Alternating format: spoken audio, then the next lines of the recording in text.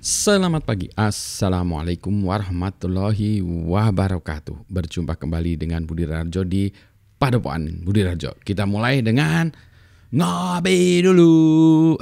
Bismillah. Sedap dong kopinya pagi ini. Kopi buatan sendiri, cappuccino buatan sendiri. Kalau pagi cappuccino, siang sore nanti kopi hitam V60. Nah, gitu ya. Enak nih libur-libur pagi hari kita bahas soal IoT, Internet of Things lagi. Jadi ceritanya kan ini kami ngoprek IoT ya. Nah sekarang mau cerita sedikit tentang state of the art situasi IoT saat ini.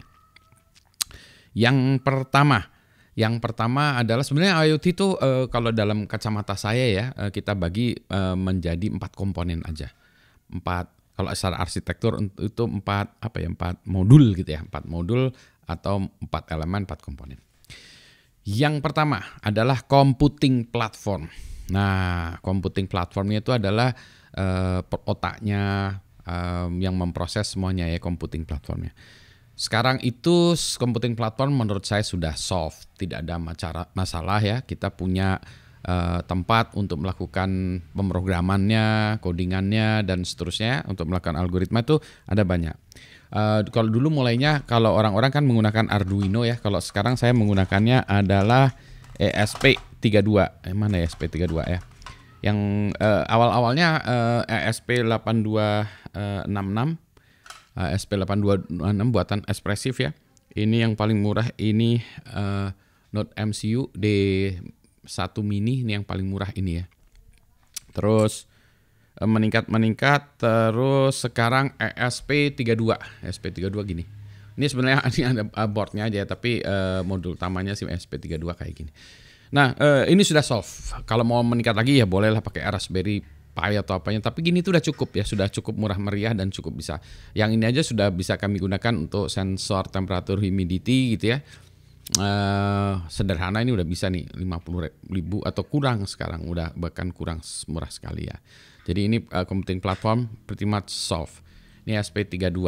Bentar ya, saya ambilin SP32 nya yang ada LCD-nya bentar. Nah ini saya ambilin dari kolong meja dulu ya. Nah ini ESP32 yang sudah ada LCD-nya ya, ditambahin di situnya. ESP32. Kadang-kadang orang nambahin di luar tapi ini juga bisa ya. Jadi kalau gini ini udah beres deh semuanya. Jadi computing platform ESP32 sudah cukup ya. Nggak masalah jadi computing platform. Seruput dulu Nah. Yang kedua adalah network. Nah ini masih masalah. Jadi kan kita punya sistem IoT gini ya. Terus kan dia harus bicara dengan gateway supaya nanti bisa disimpan datanya di internet. Jadi ini harus dimasukkan ke jaringan, harus disambungkan ke jaringan. Nah jaringannya nyambunginnya pakai apa? Yang paling gampang tentu saja pakai Wi-Fi ya, pakai Wi-Fi. Pakai Wi-Fi itu paling gampang, kita connect ke access point. Nah cuma ini ada masalah.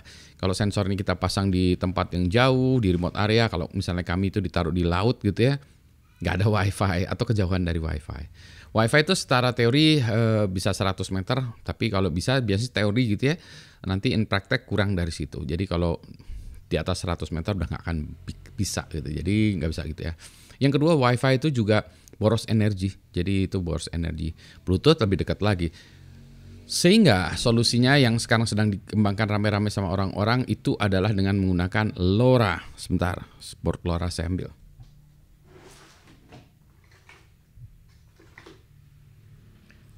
Nah ini contoh tempat kami ya, ini ada LoRa-nya ya, chip LoRa-nya, ada pemancarnya, kemudian ada ini sambungin ke board ESP32 gitu ya. Jadi ESP32 untuk menerima atau transmit daya. Secara teori itu LoRa bisa kilometeran ya, jaraknya bisa 5 km, 3 km,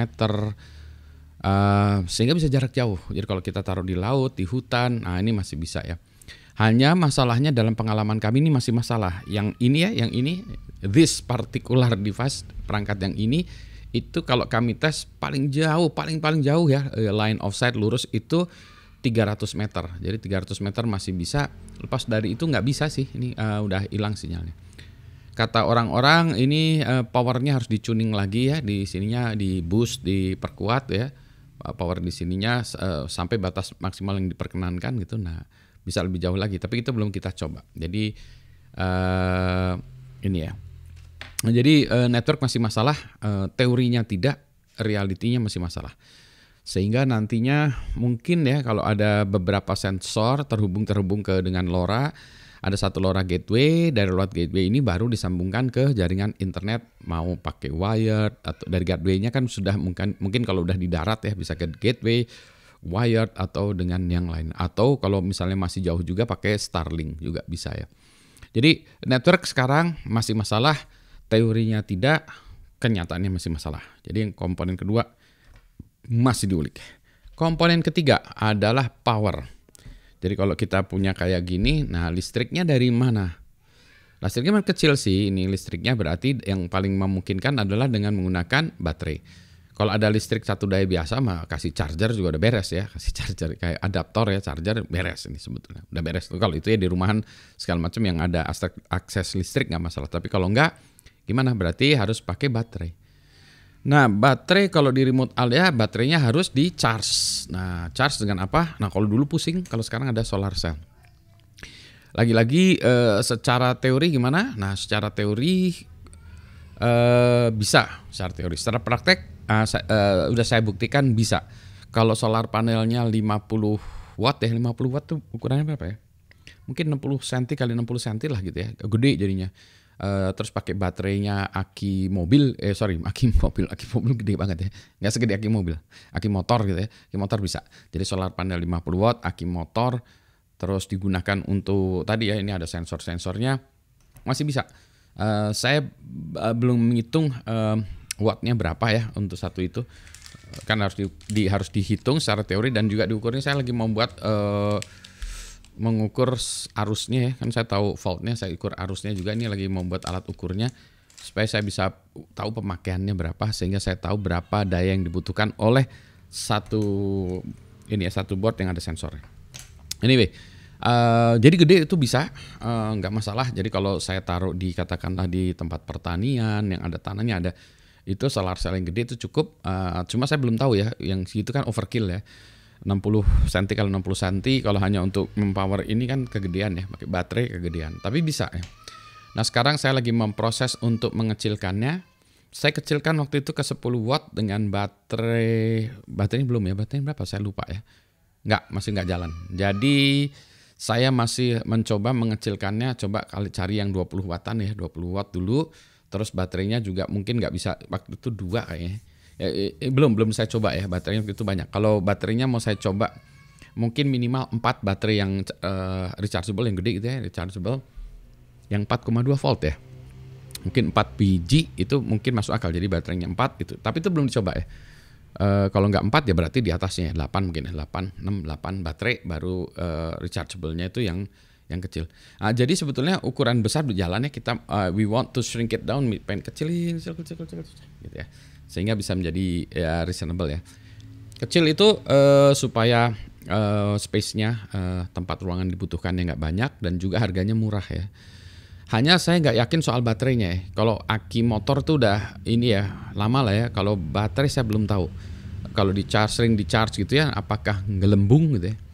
Kalau dari pengalaman teman-teman katanya ini baterai itu jangan sampai lebih, kalau di charge jangan sampai lebih dari 80%. Kalau sering di charge sampai di atas itu sering jelek. Ini kemarin saya nyobain aki saya charge terus sampai mendekati 100%, 90 sekian pakai yang 50 watt itu ya. Jadi itu katanya itu ya, jangan sampai 80%. Terus pemakaiannya juga jangan sampai di bawah 30% ini dari kata orang-orang yang sering ini ya, saya belum tahu makanya akademiknya gitu ya, tapi rule of thumb-nya pengalaman begitu, 80% maksimal ya. Jangan sampai di bawah 30%. Jadi kalau udah 30% jangan dipakai. Berarti harus shutdown kalau di bawah 30% gitu. Nah, itu nanti codingnya harus adjust gitu. Jadi power lagi-lagi seperti halnya network, theoretically oke, kenyataannya masih belum, dalam artian kalau kita mau compact, tapi kalau mau gede sudah oke. Nah, yang keempat. Jadi tadi ya, computing platform, network, power, yaitu oke, pretty much oke. Yang keempat sensor. Nah ini yang paling banyak masalah masih. Kalau sensor temperatur dan humidity yang DHT segala macam nggak masalah. Meskipun saya belum nyoba kalau kita uji tahunan ya, dugaan saya sih nggak masalah. Tetapi itu di lingkungan yang biasa, maksudnya di ruangan kayak gini, di luar. Saya belum nyoba kalau di harsh environment kayak di laut gitu ya. Di laut tentu saja sensornya bukan itu gitu ya. Karena kalau temperatur air laut kan harus dicelup di air laut. Nah problemnya kalau dicelup itu adalah korosif ya. Korosif itu satu. Yang kedua bukan hanya korosif. Kalau itu celup di lautnya banyak lama itu ya, nanti dia jadiin tempat kerang dan kerang dan lain sebagainya gitu ya.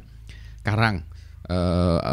Semuanya jadi di situ, jadi sensornya itu nanti malah tertutup oleh berbagai hal. Jadi, nah itu masih masalah ya. Masih terkait dengan itu juga sensor adalah kalau sensornya masih membutuhkan katakanlah cairan untuk diupdate. Misalnya sensornya itu harus ada cairan apa dicampur apa sensorkan, atau cairan apa dimasukin dalam sensor ini ya, datanya itu misalnya air laut ya, salinitas masukkan ke itu di sampel gitu. Nah kalau kita menggunakan cairan atau kalau misalnya dulu kan pH kertas lakmus ya dimasukin gitu, biru merah gitu ya, kan habis ya. Nah berarti harus disuplai berkala. Ini kalau biasanya kalau IoT, sistem IoT kita pengennya itu tidak sering kita oprek ya, kita taruh tinggalin. Kalau taruh di oprek, ini susah, mendingan nyuruh orang. Ntar mendingan ngopi dulu. Jadi idenya taruh habis itu ditinggal. Kayak di laut juga kalau bisa ya jangan sering-sering ya, setahun sekali masih oke lah. Mungkin 6 bulan sekali oke nggak ya? Tapi kalau setahun sekali masih oke. Tapi kalau seminggu sekali nggak oke gitu ya. Karena nanti operationnya, biaya operasional ya, operating cost, OPEX gitu ya, jadi itu kan tinggi. Jadi nah itu masih masalah. Jadi sensor, nah ini yang masih di ini. Terus sensor-sensor juga tergantung dari kualitasnya, harganya bisa mahal. Kayak ada sensor apa nih kemarin yang anak-anak lagi ngelihat itu ya, harganya 10 juta. Itu pun 6 bulan harus diganti. Nah gimana gitu ya kalau kita mau deploy 100 sensor aja udah pusing. Nah, jadi sensor masih masalah, secara teori masih masalah, secara praktek masih masalah. Jadi itu yang kita minta bantuan dari teman-teman yang suka ngoprek ya, yang suka melakukan penelitian, cobalah oprek sensor, yaitu bahan-bahannya dan seterusnya, gimana mengoperasikannya. Ini yang kepikiran saya misalnya tadi ya di laut ya, kan sensornya itu nyelup gitu ya. Yang kepikiran tuh mungkin ada some kind of kincir ya, kayak kincir angin gitu ya, yang dia tuh muter gitu ya. Jadi dia ke atas ya nggak nyelup air kan ya, nanti habis itu nyelup lagi celos tuh. Nah kalau udah nyelup air baru diukur, baru itu nanti itu ya. Jadi tujuannya apa? Supaya sensornya ini awet. Kepikiran ide gitu juga ya. Tapi kan berarti harus ada mekanik muter gitunya ya. Kalau itu pakai motor ngabisin daya, berarti ngabisin aki, ngabisin baterai. Nah nggak dipengenkan juga. Berarti harus some kind of mechanical ya. Apakah dengan angin gitu ya? Angin kalau di laut mungkin bisa ya pakai angin tek buat kincir ya muter. Tapi ini kan lagi mikir kalau di laut itu ada buaya ya, wah itu bisa kincir nggak bagus. Tapi kalau di pertanian ya, misalnya pertanian yang banyak anginnya itu masih mungkin juga ya. Tapi kalau di pertanian sensornya mungkin nggak dicelup di laut ya dan lain sebagainya. Nah itu ya. Baru itu yang utamanya. Yang lain-lain itu adalah bagaimana kita mengoperasikannya di tempatnya. Nah itu IoT masih masalah. Misalnya kalau di laut harus pasang buoy, harus pasang ini itu ya, yang mana supaya nggak kebalik. Gimana kalau dia dihantam oleh badai ya, tahan bantingan gitu. Kemarin sensor kami dihantam oleh badai ngejungkel, terbalik, rusaklah semuanya. Oh ya terus bagaimana supaya dia tidak kena air ya, air laut korosif kalau gitu ya. Kalau yang di tanah ada lain, masalahnya adalah biawak ya, monyet gitu ya, semut gitu ya, sensornya atau peralatan itu kalau nggak dibungkus benar itu kalau di tempat saya tuh yang pengalaman saya itu semut kalau di rumah ya, semut dikerubungin semut. Jadi sensor-sensor yang ditaruh di tanah atau ditaruh di atap atau di apa semut ya itu menjadi masalah. Gimana supaya nggak jadi sarang semut. Kalau yang di ini ya ada di tempat lain juga ya itu ada biawak nabrak gitu sensornya. Berarti sensornya harus dikasih tutupan lah ya, sangkar atau apalah gitu.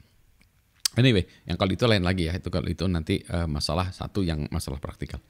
Tapi secara umum itu ya state of the art status dari IoT saat ini secara computing platform oke, network belum oke, power belum oke, sensor sangat tidak oke gitu ya.